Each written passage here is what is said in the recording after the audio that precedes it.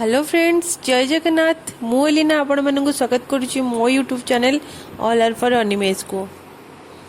Friends, आज मुझे करी कंचा काजू तरकारी जोटा कि बेसी कहीं जानी नथिबे। आसतु करबा काजू तरकारी। फर्स्ट नबा किछि कंचा लंका, रसुण, जीरा, सोरिष तार पेस्ट बनै दबा। तापरे किछि काजू धोई नबा। तापरे कड़े किछि तेल पकेबा। से कंचा काजू को टिके भाजी दबा। कंचा काजू को भाजिले तार कषा अंश जीव।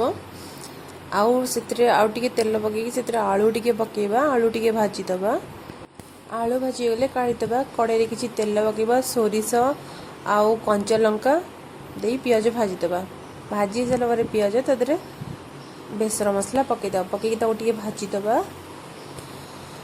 टिके भाजी हो गले जो पूर्वर आलू आउ काजू को भाजी आम रखी सेटा से पकईकि टिके भाजी दबा। टिके भाजी हो गले से आम टिके हलदी और टिके लुण पकई ताको भल कि भाजी दबा। ता पानी मरला पर्यंत भाजी हो गला। भलसे भाजी हो गला परे आमको आलू आउ काजू जी सीझा पानी दरकार टिके पानी देकी ताको टिके घाटी देकी ताको घोड़े देकी छाड़ीदबा किसी समय पाई। 15 मिनट बोले खोलिकी देखा सीझला कि नहीं। हाँ, एबे आम काजू तरकारी रेडी। आपण मानक जदि मो रेसिपी भल लगी लाइक शेयर एंड सब्सक्राइब करूँ। Thank you.